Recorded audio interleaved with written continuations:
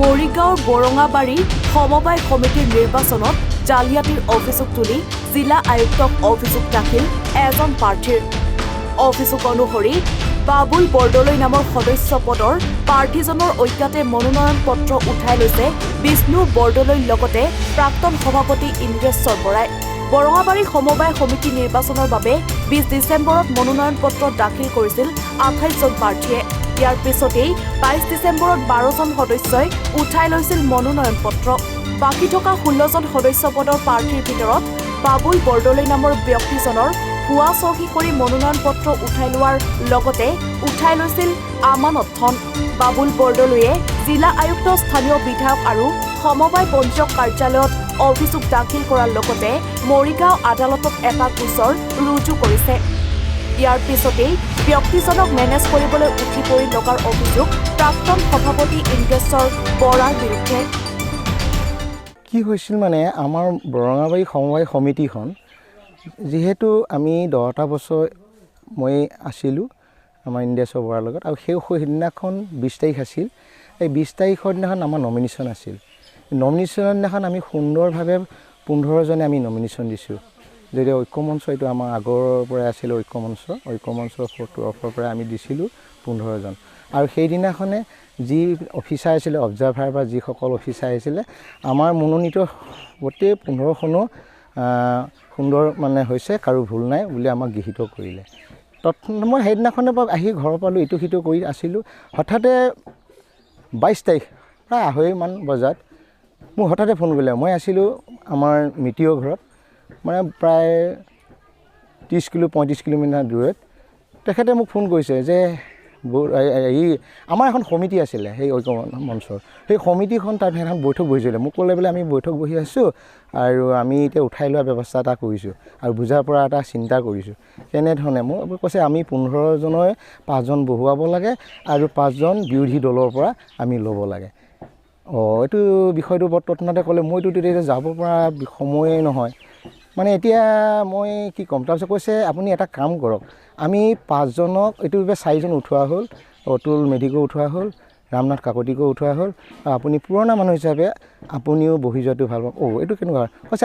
আৰু এটা কথা মোক কৈছে, এই বিষ্ণু বৰদলৈ কৈছে, বৰদলৈ দা, আমি এটা কথা জানিব পাৰিছোঁ, আপোনাক কিন্তু আকৌ মনোনীত কৰি আনিব। এইটো কেনেকুৱা, আপুনি আমানতৰ ধনটোও পাব আৰু লগতে আপোনাক সভাপতি, যেতিয়া সভাপতিৰ এই পাৱাৰফুলটো পাব, তেতিয়া আপোনাক মনোনীত কৰিব। এইটো বিষয় কেনেকুৱা, মই এইটো বিষয়টোতো জনা নাই। এইটো কেনেধৰণৰ সম্ভৱ হ'ব? এইটোতো মইতো তৎমুহূৰ্তত এতিয়া আপুনি কৈছে মই যাবও নোৱাৰোঁ, মই নোহোৱা ক্ষেত্ৰত এতিয়া এই বিষয়টো এতিয়া আপোনালোকে পাতিছে, কিন্তু এইটো কথা মই হেৰি নকৰোঁ। মই অকণমান চিন্তিত হৈ গ'লোঁ, মই অকণমান মানে থটা লাগি গ'লোঁ। তাৰপিছত এইটো সমিতি সিদ্ধান্ত কৰিছে, এইটো কি কৰে নকৰে এইটো সমিতি সিদ্ধান্ত, মই ক'ব নোৱাৰোঁ। সেনেকৈ মই কথাখিনি ক'লোঁ। তাৰপিছত মোৰ মনোনীত পত্ৰত কোনে চহী কৰিলে, কি কৰিলে নাজানো, উঠাই দিল। তাৰপিছত আকৌ সেইদিনাখন দেওবাৰ আছিল। আপুনি গম নোপোৱাকৈ আপোনাৰ মনোনয়ন পত্ৰখন উঠাই ল'লে। মোক কৈছে, কথাখিনি মোক জনাইছে। মই কোনো এইটো বিষয় কেনেকুৱা হ'ব, মই উপস্থিত যিহেতু জনাইছিলে বিষ্ণু, আমাৰ সমিতি একদম বিষ্ণু বৰদলৈ সিধাবাৰী। কোন হয় তেওঁ? তেওঁ সমিতি এজন ধৰ নহয়, আমাৰ এই ঐক্য মঞ্চৰ এখন সমিতি এজন হেৰি আছিলে, বিষয়ববী আছিলে।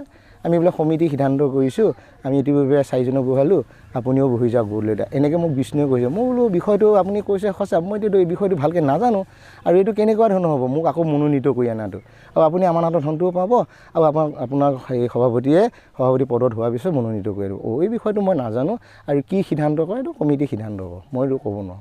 তেনেকৈ কোৱাতে হেৰি কৰিলে। এতিয়া মোৰ পিছত গৈ গম পালোঁ মোৰ নামটো কৰ্তন গ'ল, আৰু মোক আনিব কৈছে যে আপুনি আমানতৰ ধনটো, সভাপতিয়ে মোক মঙলবাৰ দিনাখন কৈছে, মই আপোনাক পইচাটো উঠালোঁ, আপুনি নিব আহিব। সভাপতি কোন? সভাপতি ইন্দ্ৰেশ্বৰ বৰা, প্ৰাক্তন সভাপতি আছিল আমাৰ ইন্দ্ৰেশ্বৰ বৰা। তেখেতে কৈছে, বৰদলৈ মই পইচাটো উঠাম।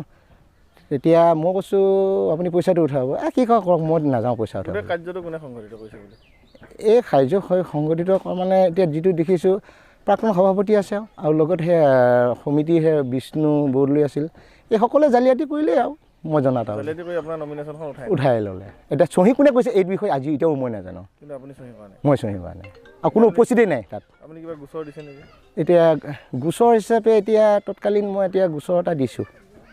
কি তদন্ত হৈছে নেকি? তদন্ত এতিয়া সম্পূৰ্ণ তদন্ত কৰিবৰ কাৰণে মই গোচৰটো দিছোঁ। তদন্ত হোৱা এতিয়ালৈ মই জানিব পৰা নাই, নিশ্চয় হ'ব চাগে। আপুনি নমিনেশ্যনখন উঠোৱা নাছিলে? মই উঠোৱা নাই, কিন্তু এইটো মানে এইটো জালিয়াতি হ'ল আৰু সম্পূৰ্ণ সমিতিয়ে মোক জনোৱাটো হয় বাৰু, সেইটো মই নকওঁ, কিন্তু মই চহী কৰ অমুকে চহী কৰ বা চহী কৰি পেলাই উঠাই দিয়ে, মই এইটো কথা কাৰোকে কোৱা নাই। আপুনি সমিতিয়ে কি সিদ্ধান্ত লয় আপোনালোকে লওক, কিন্তু মই এইটো সিদ্ধান্ত দিওঁ অজ্ঞাতে হৈছে আৰু। মৰিগাঁৱৰ পৰা মানুৱাৰ হুছেইনৰ ৰিপৰ্ট, এনি ভাৰত 24। নমস্কাৰ, মোৰ নাম নিৰুপম শইকীয়া। এনি ভাৰত 24 এটা নতুন অনুষ্ঠান লৈ আহি আছে, জুবিনৰ গানে কি আনে।